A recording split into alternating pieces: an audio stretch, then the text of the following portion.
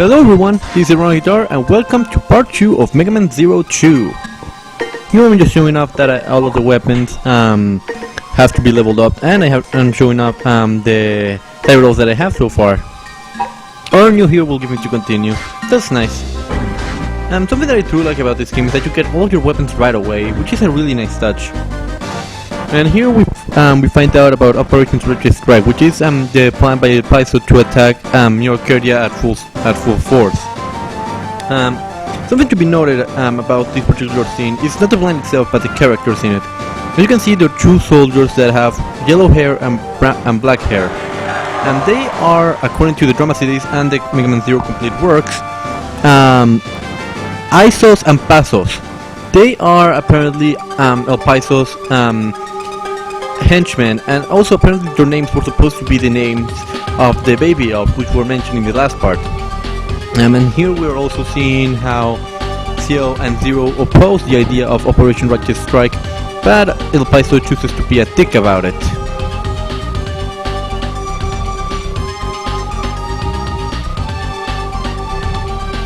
Usually, I like Zero's plan here because it actually gives it not only enough time, but if it's necessary to make a full-blown attack, then you also have then you already weakened them. Weaken strength, and we are ready to work it out by ourselves. You dick! Work it out by yourself? May I remind you of what happened when the Resistance was working without Zero in Megaman 01? May I remind you of the amount of deaths of soldiers? Actually, nothing will happen if you choose no. He just says, oh well, see you later. I don't even know why they give you the choice. The bosses are on the top, and the easiest was the snake in the left, but Panther. But I'm going to go to Panther first because this is how you need to do it. You defeat the Panther. You could go like this. You could defeat the snake first, but I'd rather have Phoenix Magnion's weakness to get some stuff at its stage, but to defeat Phoenix Magnion I need the electric chip, which this guy will give me. Also, what I did was that I granted off screen, so now I have a second save file with all of my weapons at full force, except for the Shield Boomerang, which will level up by itself in a certain mission. But anyway, let's go to the train of New Arcadia to take down Panther Fauclaws. Panther Fauclaws, according to the Megaman Zero complete works, is a reploid under Harpuya's command. He has the ability to produce shockwaves, modeled after a Black Panther. His speed allows him to toy with his prey before finishing them off with a 100 million volt electrical charge. Yikes! He is the hardest boss of the four main, and with good reason. He's fast, strong, and he can cause some pretty good damage on you. So unless you practice before, I suggest taking the snake down first, because in his stage there is a sub-tank, but there are also some stuff that I would rather have Phoenix Magnificent's weapons to be able to find. And ladies and gentlemen, this is my least favorite thing about this game: the transportation sequence! It takes so long compared to all the others in the rest of the series.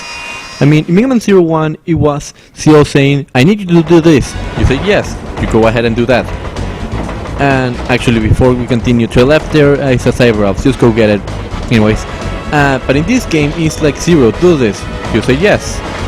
Operation starting. Beginning transfer, and it takes like around 10 minutes or 10 seconds or so. I mean, it's not super long, but still, it gets annoying after a while. You just want the game to continue and move on.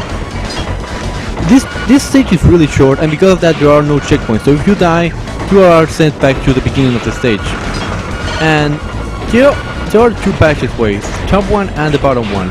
I would choose the top one because there isn't anything in particular down there except for maybe some health and items, but the strange gimmick is that occasionally you will see these lights passing by. After the red one there will be a wall going through, and with an electrical charge, and it takes around one third of your health. So I would suggest being careful about that. I personally choose the top path just because the Pantheons are a lot easier to kill than the spinning wheels, in my opinion. Also, if fall between the train cars, then you will die because the speed of the train will actually kill you in one hit. I actually really like the soundtrack in this game. Not my favorite soundtrack of the Mega Man Zero series, but it's still pretty damn good. It focuses more on the rock part of the soundtrack instead of the ambient tracks that were in the first game. So something that I forgot to mention in the first level was that track that appears when the first text about the past events appeared was actually a remix of the final song of the final scene of Mega Man Zero called For the Endless Fight. And here and speaking of which, here we're going to see a mini boss which theme song is actually the boss music from Mega Man Zero 1, given a slight remix with a bit of a funky bass. Anyway, this mini boss is pretty simple. The robots from the factory level of Mega Man Zero 1 are here trying to take the supplies. All you need to do is slash them, and that's it. And if you manage to get all of the supplies without them being taken, your rank will be increased a lot, so that's a good thing to try out. You can actually die because these guys, they're pretty predictable, but sometimes when I'm slashing one, when the other one comes, my slash is a bit too slow to get them. So what I would suggest is go one slash, and that's it. Well, sometimes it will take 2 slashes, but it's nothing too bad. So here we're about to go to fight the hardest of the 4 bosses. And honestly, this is actually my first try defeating him without dying, not counting the test runs. Believe me, I died a lot during my practice runs, and it was a pain in the ass. It got so fucking annoying because, again, this guy can be really unpredictable, and considering the camera angle is always falling 0, then this guy can actually attack you from away, and it can actually catch you off guard. But anyway, here we go to fight him. I was just taking a bathroom break there, sorry. Here we go. Hey, you! Don't you know this is Master Sarpuya's territory? Mean of the resistance. I shall stop you. And here the boss fight begins. This guy is a pain in the ass. And he has a lot of electrical attacks, and he's actually his EX skill, the Spark Shot. He will throw like these slashes of wind towards you, and he can really catch you off guard because sometimes he will throw the green ones which go all the way through the screen, or he will throw the pink ones which will stop in the middle of the screen. What we suggest really is try and take your time with the shot and try and stay away as much as you can. Also, if you can, try and attack him from behind because some of the attacks are really just about going forward, and if you attack him from behind, it will be pretty easy. Well, I say that after trying like 20 times during the practice runs, but with enough practice you can possibly defeat him just like I did over here. I can honestly say, is the hardest boss of the main 4. But with enough practice I finally defeated him, and I'm very proud of it.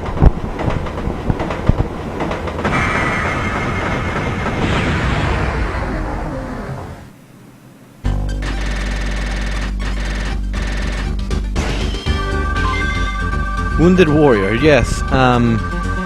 Actually, if you get an A rank or an S rank, you will actually get the EX kills from the enemies. For example, I just got the Spark Shot, which is an electric shot that works when you use the electric chip and fire a fully charged Panther shot. I don't really see the use for it, but I can see how some would. I prefer it like it is in the X games where you defeat a boss, you get the special ability. I think that works a lot better for these type of games. I don't know, maybe that's just me.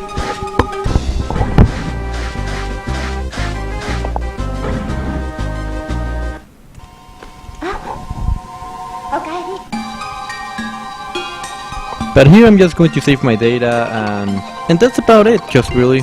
Well, I'm RunnerGuitar and I have to go right now, so I'll talk to you guys later. Okay, but first... That montage!